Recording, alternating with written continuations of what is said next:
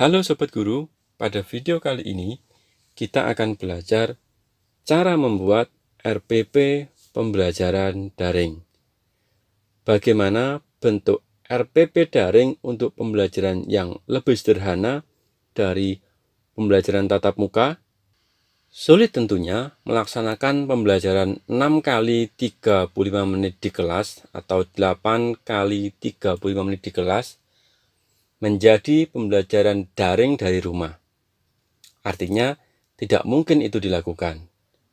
Lingkungan kelas berbeda dengan lingkungan rumah. Solusinya adalah dengan menyederhanakan pembelajaran tersebut, namun indikator KD tetap tercapai. Bagaimana kita akan membuat pembelajaran yang lebih sederhana tadi? Dalam bentuk RPP pembelajaran daring, karena tentunya sebelum kita melaksanakan sebuah pembelajaran, kita harus membuat terlebih dahulu rencana pelaksanaan pembelajaran. Kebetulan pada RPP pembelajaran daring ini kita menggunakan media online grup WhatsApp. Jadi anak-anak sudah memiliki grup kelas WhatsApp. Bagian-bagian dalam RPP tersebut adalah judul beserta identitas. Jadi judulnya adalah RPP model daring, unit kerja, kelas semester, tema subtema, pembelajaran keberapa, dan alokasi waktu. Berikutnya, dalam RPP pembelajaran daring ini, yang bagian pertama adalah tujuan pembelajaran.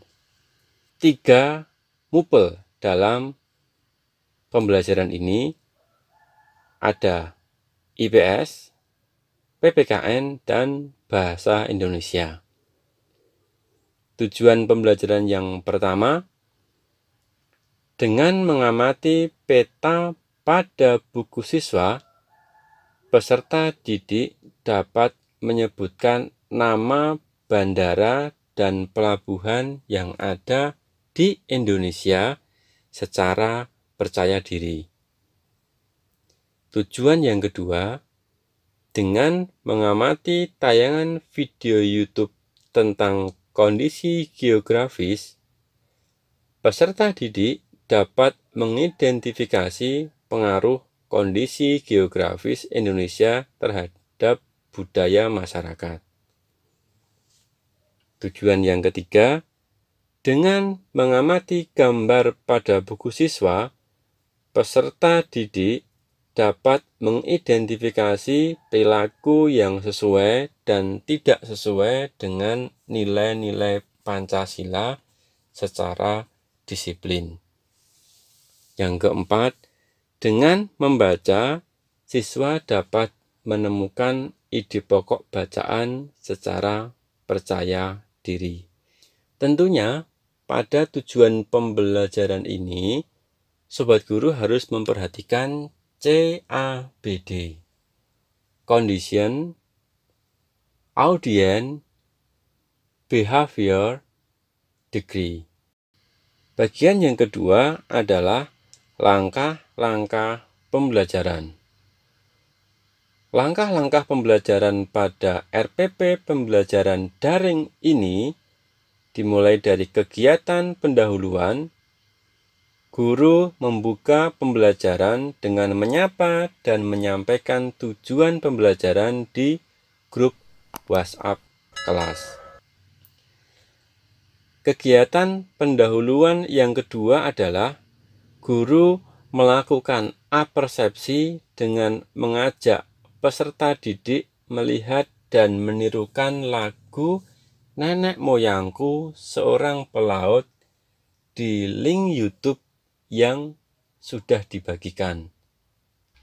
Pada kegiatan inti, yang pertama, peserta didik membaca teks tentang kapal pinisi, kapal penjelajah dunia dan menuliskan ide pokok pada 2 paragraf yang dipilih pada buku siswa. Ingat, karena ini adalah pembelajaran daring, agar anak tidak terlalu banyak tugasnya dan jenuh.